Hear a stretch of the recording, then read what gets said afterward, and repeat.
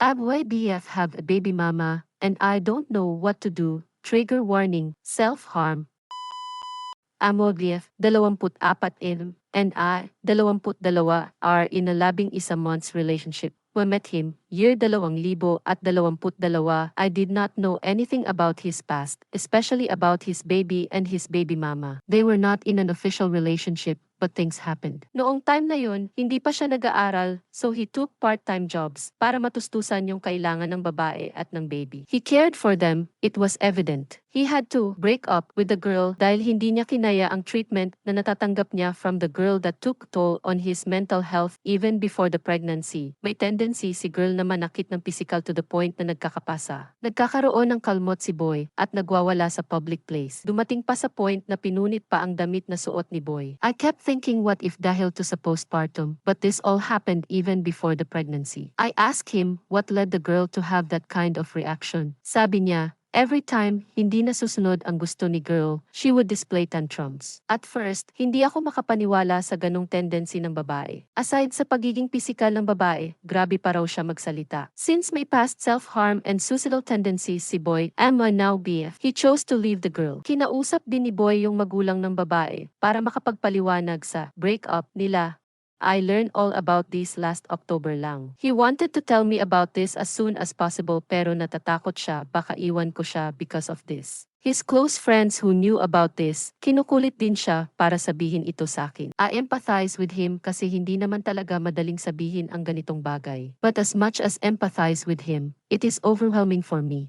After kong malaman lahat ng yon, I lost security in our relationship. But I don't want to leave him just because of that. Minsan napapaisip din ako na parang ninanakaw ko yung opportunity sa baby niya na magkaroon ng kumpletong pamilya. I told YBF about this and of course he said na hindi niya na daw gugustuhing bumalik sa babae. I just find it funny that it didn't comfort me in any way. I also asked him kung ano plano niya kapag may trabaho na siya, kung kukunin ba niya yung baby o hindi. He answered me, it depends sa sitwasyon ng bata sa nanay niya. Kung hindi daw maganda yung environment, baka raw kunin niya. Personally, wala akong problema if ever he decides na kunin niya yung bata. But no matter what his answers are, wala akong maramdaman na security sa magiging future namin. I keep overthinking about the things kasi walang kasiguraduhan ang lahat. Natatakot ako, I don't know what to do.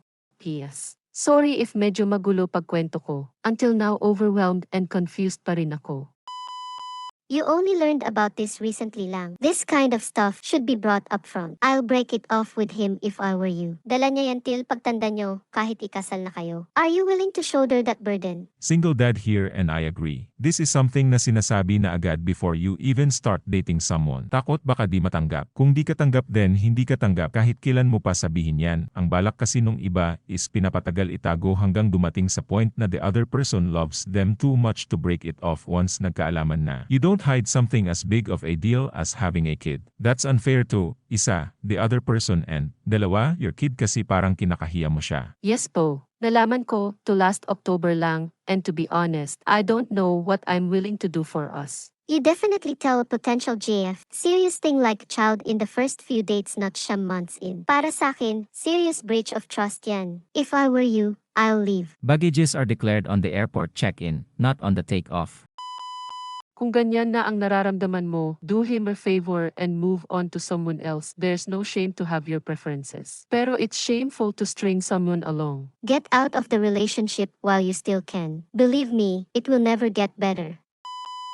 Been there, done that. Easier to say move on, pero ganun talaga dapat. He kept that to you for how long tapos ganyan yung babae. I would be worried na baka bigla ako niyang sugurin, saktan, o something. Plus, habang buhay nakahati mo sa lahat yung bata. Oras, atensyon, pera. Nope. Sumagi na din to sa isip ko. But if ever I leave, paano naman siya? Natatanga na talaga ako sa sitwasyon kasi hindi ko alam kung ano yung magiging epekto sa aming dalawa individually. Basta ako ang advice ko lagi ay either choose yourself or choose what's best for you. In your case, need mo both advices. Honestly, alam mo naman na what's best for you and alam mong mahirap kaya ka confused. Girl, you also have a life of your own. You are still young and there's so much for you in the future. Don't feel guilty about prioritizing yourself first. Let them face the consequences of their choices. They are grown-up adults. Live the life you deserve. Let him fix himself. It's not your responsibility. Take it from a person who has demands, not like this, but one who doesn't expect to be coddled for them. He's a grown man. It's not cruel to live with yourself in mind. You are in no way responsible for him, nor you should bother yourself with feelings of insecurity and the case of living, essentially, a lie. Think about it carefully.